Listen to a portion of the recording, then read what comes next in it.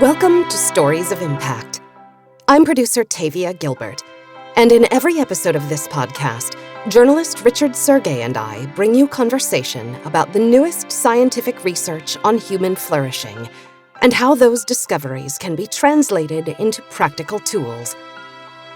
This season, we're focusing on conversations about human flourishing, and today we'll hear a fascinating and inspiring conversation having to do with the flourishing of young South Africans.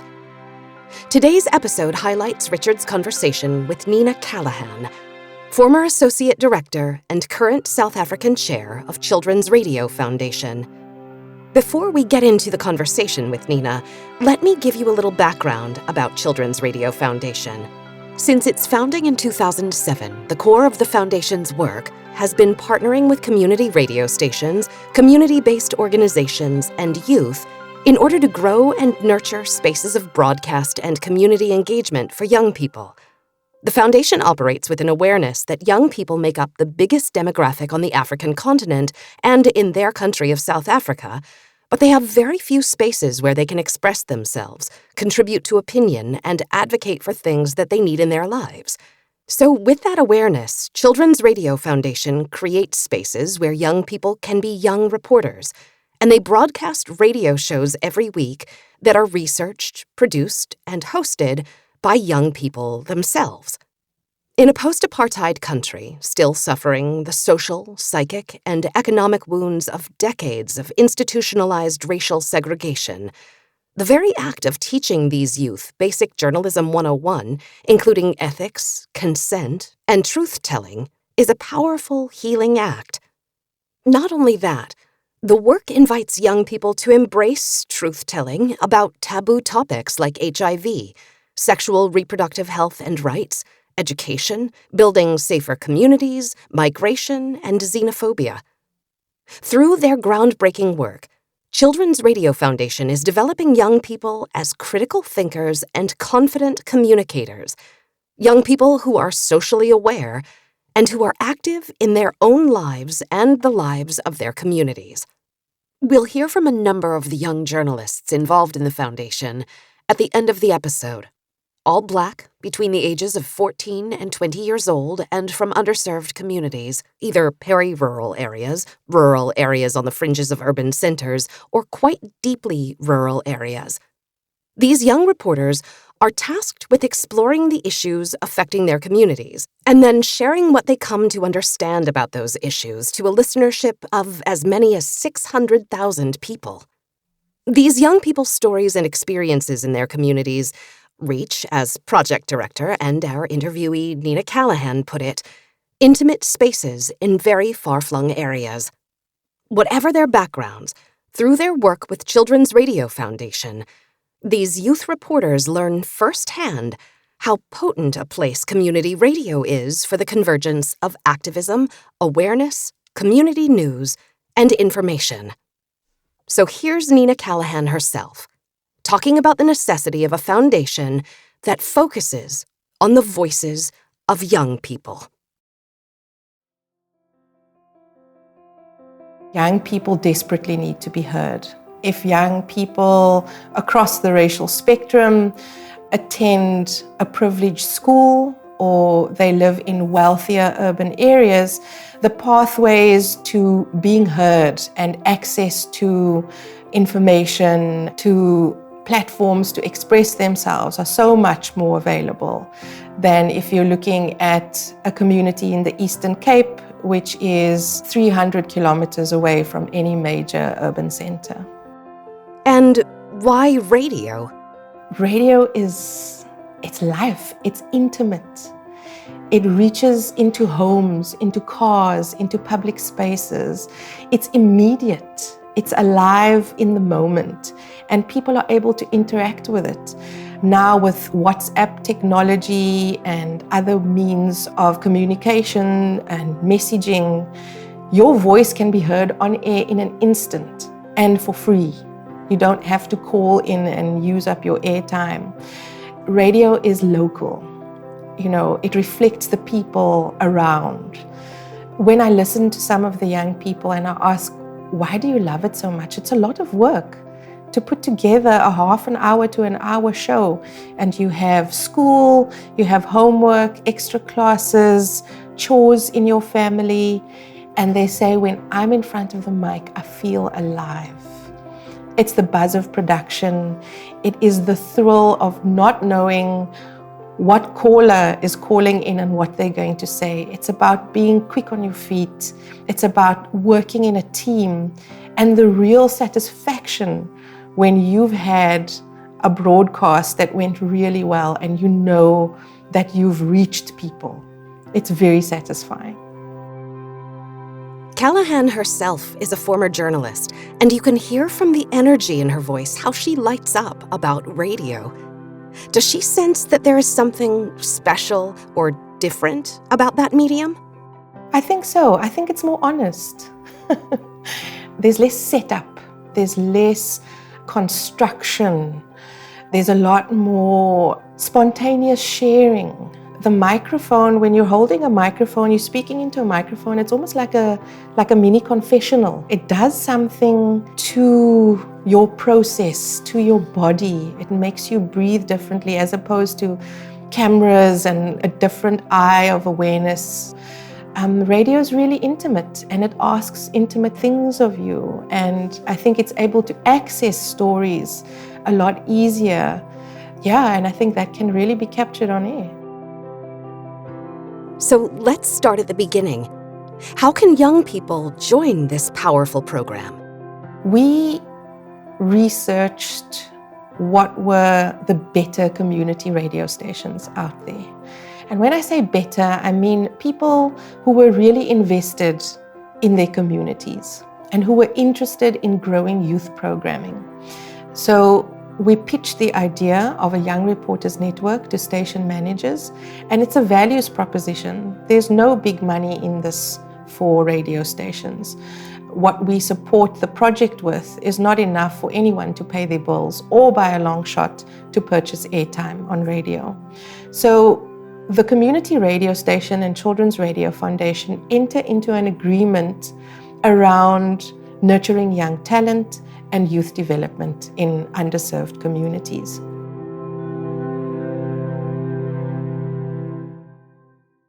We go into schools, community centers, youth groups, and pitch the idea of a project. And sometimes the first thing young people understand by this pitch is, I'm going to be famous, I'm going to be a DJ, I'm going to be a local celebrity.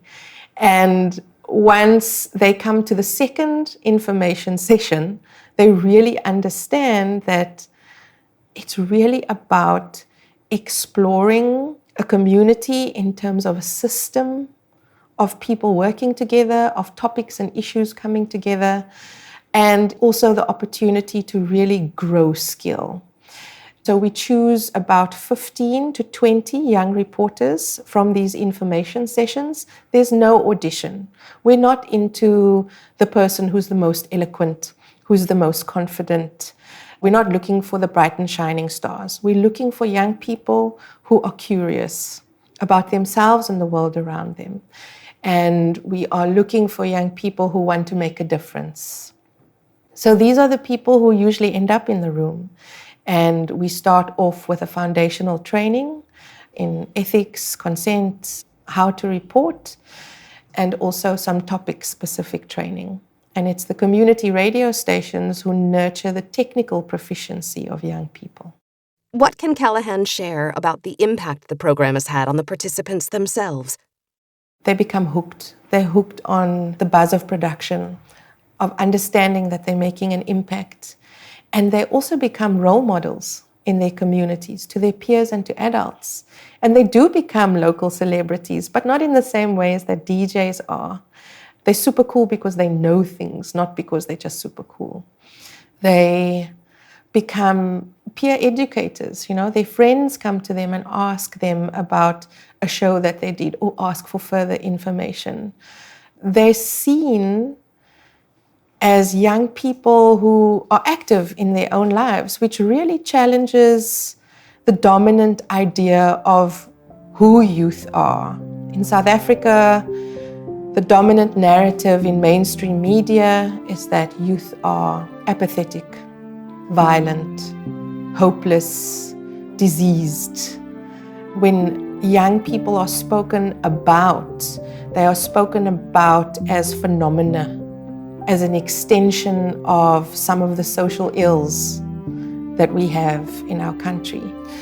When young people have the opportunity to represent themselves, you get a very different picture to that dominant portrayal of who young people are. They have the chance to represent themselves, to speak for themselves and to set their own agenda.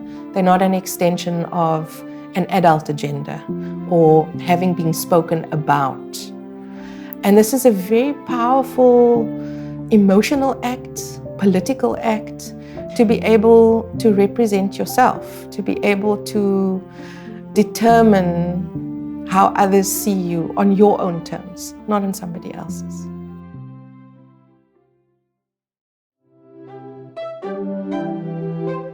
Callaghan seems as though she herself is inspired by these young reporters. Yes, young people inspire me, and they make this job so rewarding and worthwhile. I feel very privileged to be able to spend the kind of time that I do with young people in a training room, to really get to know who they are, to really understand the challenges and the triumphs that they forge in their lives. In our understanding of our country as a place of gross inequality, as a place where youth opportunity is very rare. It's not a robust national agenda in a very serious way. And then to meet young people who are motivated, curious, caring about themselves, about their communities, about their families, about their education, it is incredibly inspiring, because to have to overcome a great sense of hopelessness or to reach for something that is not entirely obvious, and the pathways to that thing that you're reaching for is also not entirely obvious, but they do it anyway. It's a human triumph, really. It's something that is incredibly brave, and young people need to be supported so much more. They need to be listened to so much more. They have a wealth of experience and wisdom about their own lives because they live it, and they live the consequences of adult decisions, whether it's in the family, whether it's on a policy level. You know, young people are the people who experience that the most, and we don't give them a chance to participate in those decisions in any meaningful kinds of way. So I feel passionately about the work, about creating spaces for young people to participate and to share their lives. What are the values that she's trying to instill in these young folks? Be curious, question things, question your environment, question what it is you think you deserve, question injustice. The values are also around participating, being active. So when you see who you are and where you are, how do you place yourself in that environment? What do you do? What is one's responses?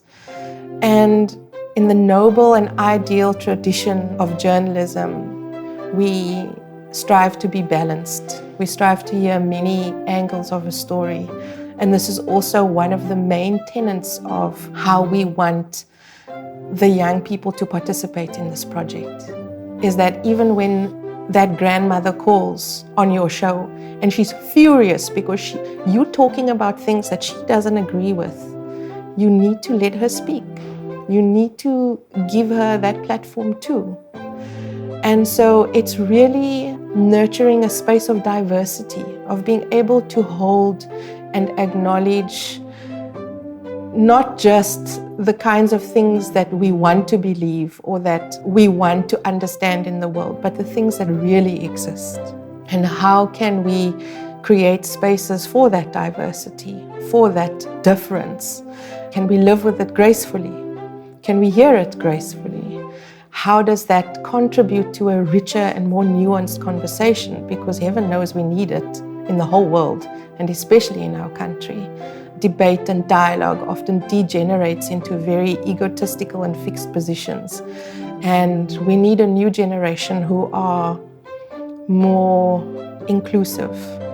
I don't, by any stretch, say that they need to be accepting, but they need to be more inclusive, and the dialogue needs to be more diverse. Why is that diversity so important to Children's Radio Foundation and to South Africa? I think when we attempt to listen to each other, we begin the journey of understanding the other. We begin to understand how people are constituted. When we really listen, we begin to dismantle our stereotypes about people, about places, about behaviors. And I think we are more likely to be compassionate and to act from a place of care instead of a place of fear. So when we are more informed and when the space between you and me is shorter to jump, I'm more willing to take the jump, to take the leap. And so I think it's really important in a country like ours where things like race and economic inequality really is a trauma in people's lives. It's not just a phenomenon, it's a trauma. It's a lived experience of so many people in this country, Black people in this country. And so for us to be able to try and bridge these divides by listening to each other, by talking to each other, by really sharing our lives, I think a lot is possible. Callaghan is asking these young journalists to participate, which is a request that doesn't reflect a Western journalistic value to report objectively as an observer, not a participant. Is there a different perspective of journalism in South Africa? First of all, I think it's a great illusion to think that as media makers, one is objective. One needs to be balanced, yes. But I think the idea of objectivity is really a fallacy. We make choices all the time in our media making. And if we're not aware of those choices, we can produce very dangerous things. And we try and make the young people aware of this. And when I talk about participation, it's not about young people being completely agnostic, because what they're talking about is their lives and the issues that affect their lives and other young people in their communities. And we are asking young people to find their position. What is their position? What is it that you are advocating for? So it's not journalism that's agnostic. It's journalism that is trying to navigate an issue. It's trying to find local solutions to an issue. And by participating, I'm also meaning to really, yes, acknowledge the problem, but what are the pathways to making it better? In a classical sense, it's not really solutions journalism, because I think solutions journalism is quite forensic in its unpacking of information and research and so. But how the young people unpack their stories is through narrative storytelling. It's about the story and the opinion of others to be able to paint a picture of how this issue lives in the world. So it's very emotive, and that's also another way of participation. We're asking, and young people are asking themselves and their peers and their community members to really share, and that's also about participation. We're not asking for cold facts or what happened. What happened and what happened to you is the question. Part of Children's Radio Foundation's history of working with young journalists included a multi-year relationship with Templeton World Charity Foundation, which funded a special project, Youth Radio Dialogues on Ubuntu, a 2-year exploration concerning a most intriguing concept. Children's Radio Foundation was really excited to grapple with this project with the support of the Templeton World Charity Foundation. Ubuntu is not a classic developmental topic. as some of our other themes in the program are. The process of exploring it is not the same as we are talking about access to education, for instance. The exploration of Ubuntu really got the young people excited because it was asking them to examine something that was known in some way, shape, or form to them and to their community. And it was asking for a re-examination, a reinterpretation.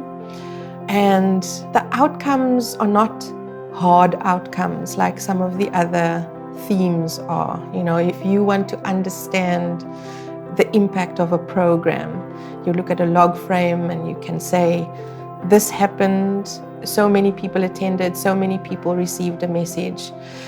But the process of unpacking Ubuntu was a very personal undertaking in a way that the other themes were not.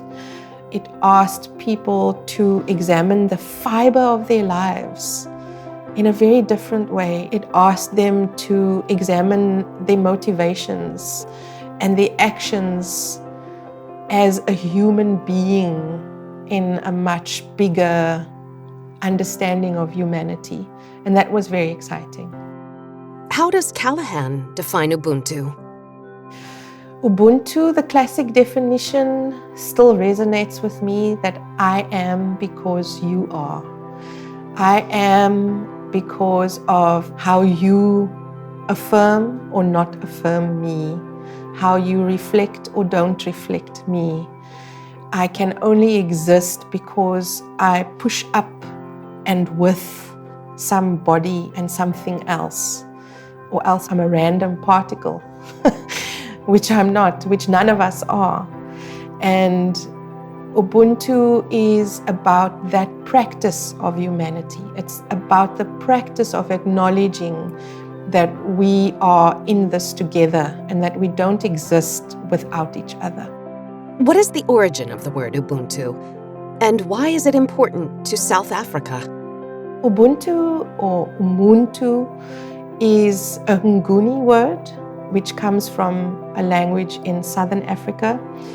And it is a very widely understood concept. It also lives on the rest of the continent in different words, in different understandings.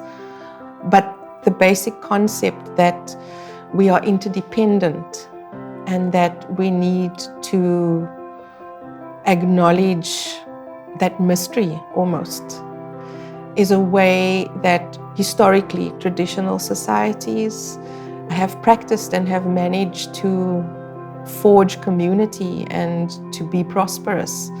Ubuntu is described as an African philosophy and an African practice, but I think we can see its resonance in all kinds of communities across the world. Is it a philosophy? A way of life? What exactly is it? Ubuntu is a guiding principle, and I think it's the most noble guiding principle, because we're not only talking about our interactions with each other as human beings, but it extends to how we interact with the earth, how we interact with this living planet, how we are part of greater systems. Yes, it's a practice of humanity, and it's a guiding, noble practice around how we maintain respect and peace, and how we are prosperous together. It kind of o'erleaps concepts like capitalism and politics. All of these systems can have Ubuntu applied to them, but Ubuntu as a guiding principle and philosophy, yes, it is a beacon, really, and a call for us to live in a certain way. Why choose Ubuntu as the focus for a project when it seems interesting, meaningful, but less defined or focused than, for example, education or HIV or the economy? Why did Callaghan choose Ubuntu as a project mission that was important for the young journalists? I think the exploration of Ubuntu really had resonance with what we are trying to do with young people, which is also around building character, which is really understanding one's motivation in the world, which is understanding where you place yourself in an environment and in relation to others. So it really was an incredible tool for young people to understand themselves and their communities better. It was exciting to break apart this word that is assumed to be understood by everyone.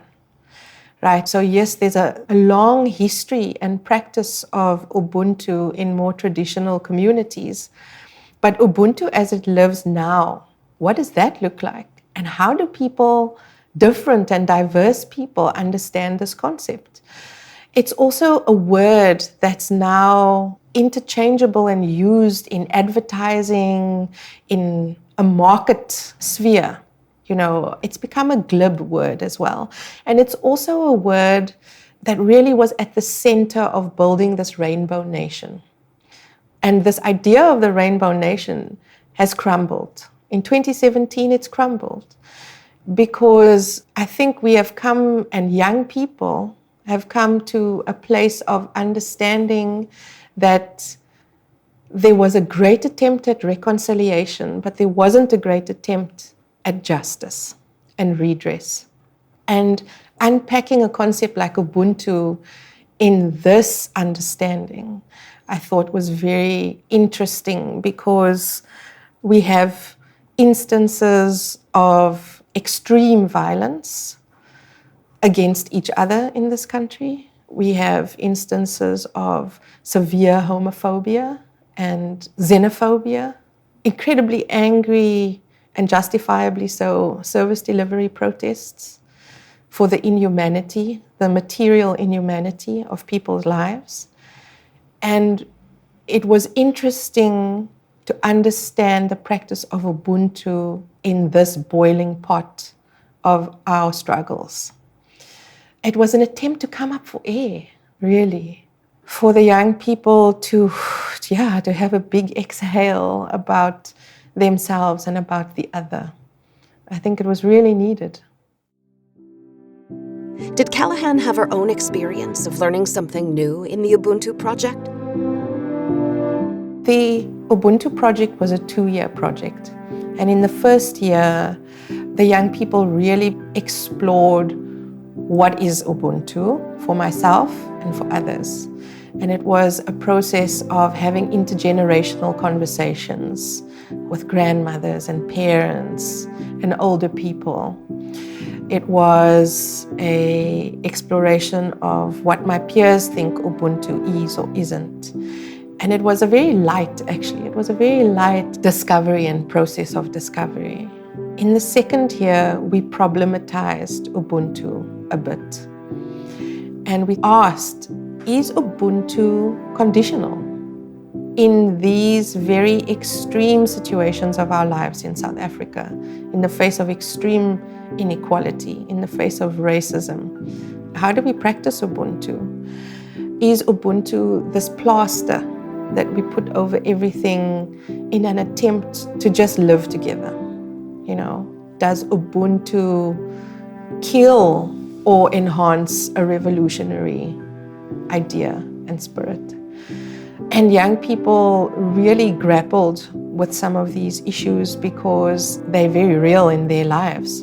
Ubuntu didn't only become about how I interacted with the other, but it also became about self-care, which I thought was really interesting. I had never understood the concept of Ubuntu relating to my love of self and my care of self. You know, Ubuntu can and was often understood as this very self-sacrificing practice. And young people understood in the time that we are in that a self-sacrificing practice is damaging. It's damaging to myself as a young person asking for what I deserve. That interpretation and that discovery of Ubuntu was a very exciting one. What was the main thing Callaghan learned through her teaching in the Ubuntu project? I think the promises of a new South Africa was very much built on the idea that we can overcome, that we have overcome so much, and that if we work together, we can achieve greater social and material wealth for all people, that we can provide access and opportunity for all people. And Ubuntu was very central to this idea of that rainbow nation. But I think we haven't really grappled with a sense of justice in our country. That inability to address that, I think, we're now seeing the symptoms and the consequences of that. We're seeing a rising student movement around free education. We're seeing very violent service delivery protests. We're seeing an increased frustration, justified frustration of people because of the conditions of their lives, the lack of access to opportunities and to wealth. And I think as a nation, we've coming to the awareness that reconciliation is just one part of the story. I'm not sure how we're going to address the other part of the story, which is justice. For me, that's what I call it and how I understand it. And I think how a lot of the younger people understand it too. I think it's very uncomfortable for people who have come through a tradition of non-sectarianism, non-racialism, to be suddenly catapulted into very polarized discussions. And that's the tone of discussions these days in our country. It's very much an idea of you and me and us and them. And it's very disempowering for a lot of people, and it's very scary for some people. But I think it's another moment in our becoming this country that we want to be, in trying to fulfill the kind of promises that were made. All of these young journalists have grown up in a post-apartheid South Africa, but the South Africa Callaghan is describing sounds as divisive in many ways as the one that preceded it. Is that incorrect? The South Africa that we live in now is divisive, but it's always been divisive because people who did not have access to running water in their homes, many of them still don't have access to running water in their homes. Many people still have to leave their home to go to the toilet. They have to risk their lives if they want to go to the toilet. So yes, material conditions for many people have not changed. The divisions that existed in apartheid that made you different from me still exist. And you're asking people to come to the table of nationhood with a generosity that is actually, it's not humanly possible to maintain that generosity all of the time without fighting for or advocating strongly for lives to be improved.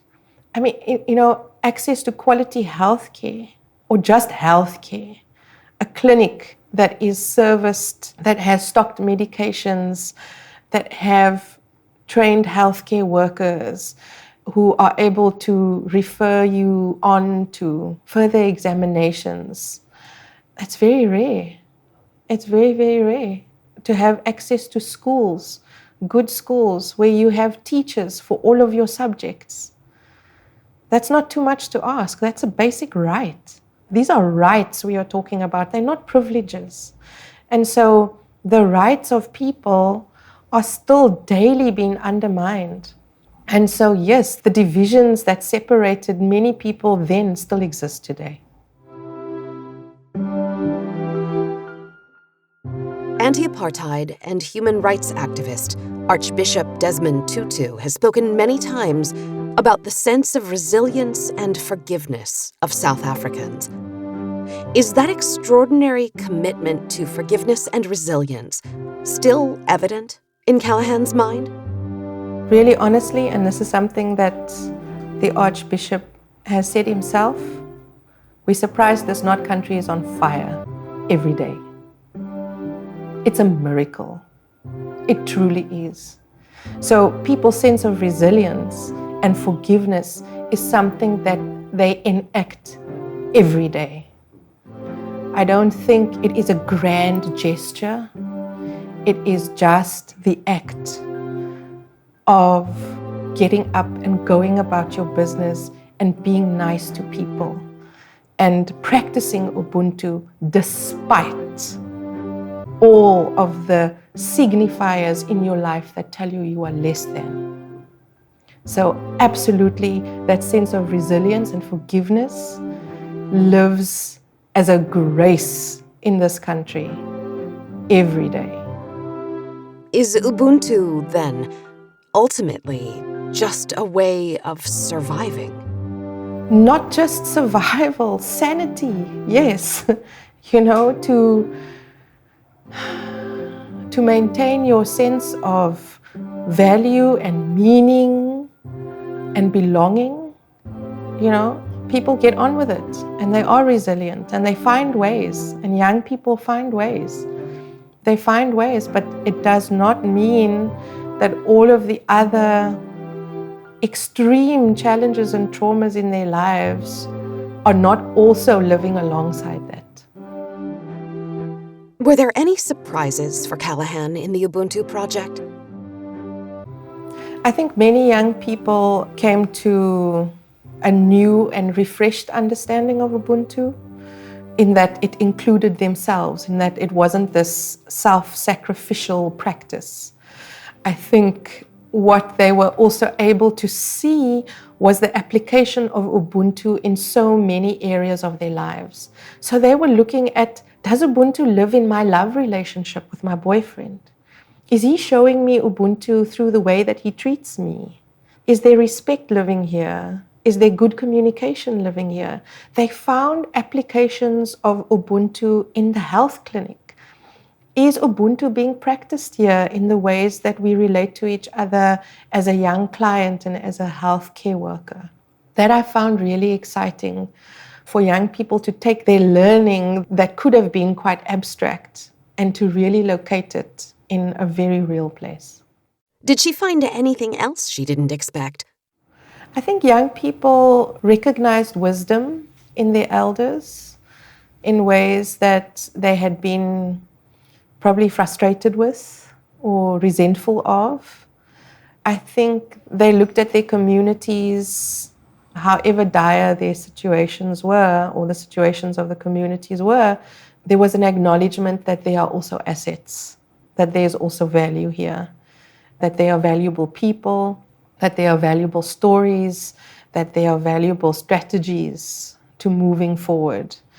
Yeah, and it was lovely to hear young people explore issues that was outside of the very sometimes impersonal boundaries of what makes a topic. Ubuntu was able to live and breathe in so many aspects of life. Was Callaghan exploring the topic of Ubuntu for its inherent value, for its own richness, or was she looking for a particular outcome? One can say that through the Ubuntu project and over 2 years, young people were energized about becoming active citizens. They looked at their accountability and leadership as young people, and these are more of the outcomes that we can talk about. But I think the things that we can't really talk about is how people's hearts opened. You can't measure that. And I think that's something that happened.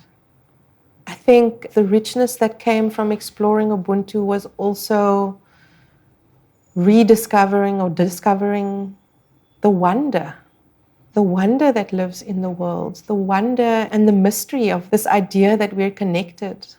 Even in the mess of the world, we're connected and we depend on each other. And that's a wondrous and awe-inspiring idea to nurture.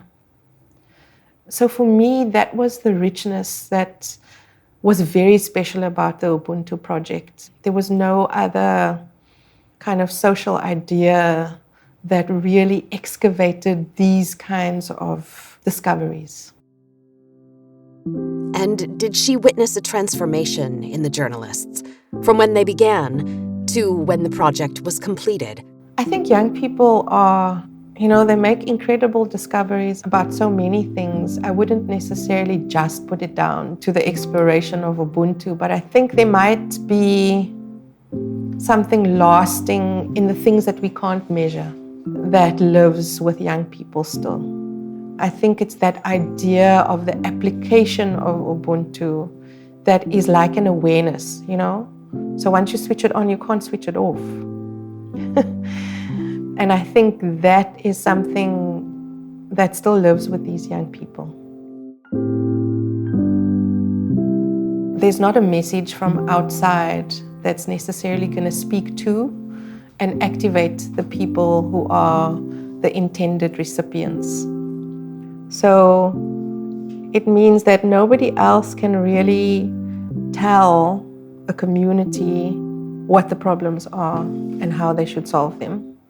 So the only way that any authentic kind of dialogue, any meaningful engagement is going to happen is when it happens from within that community, when the voices that are heard and reflected are the voices of that community. And so I think young people exploring a concept like Ubuntu, they did it in a way that was very real and that was lived and that was all around them. And while there were great resonances between places across the country and across project sites, it was examined in a very hyper-local way. And I think this is an empowering act because people participate in the dialogue and they try and find solutions together to what is real, to what's happening. Despite continuing challenges and national wounds that still need to heal, does the Ubuntu project leave Callaghan with a sense of hope for the future? Is she an optimist? I'm optimistic because I work with young people and because young people are innovative and they're curious and they're thinking of new ways of doing things. And this is what gives me hope. I'm not looking at the signifiers of hope from institutions and politics and policies. I'm enthused and renewed by the ideas of young people. And through this Ubuntu project and through the other projects that they do, there was a great sense of innovation and discovery. And that was very hopeful. It was beyond kind of the loop of my own thoughts. And I was really energized by how young people were engaging.